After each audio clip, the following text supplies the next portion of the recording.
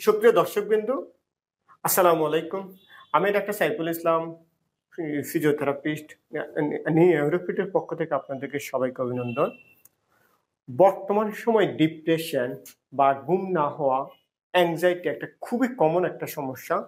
আপনি হয়তো এটার জন্য অনেক ট্রিটমেন্ট নিচ্ছেন, অনেক ওষুধ খাচ্ছেন, কিন্তু আপনার যাচ্ছে না।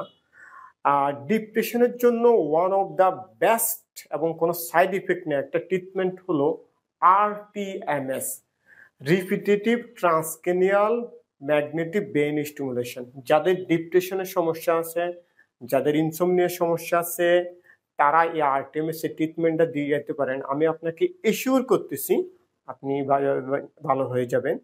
কারণ আপনি প্রয়োজনে সার্চ দিবেন, দেখবেন যে ডিপ্রেশনের জন্য আরটিএমএসটা হাইলি ইফেক্টিভ একটা এভিডেন্স বেস একটা ট্রিটমেন্ট।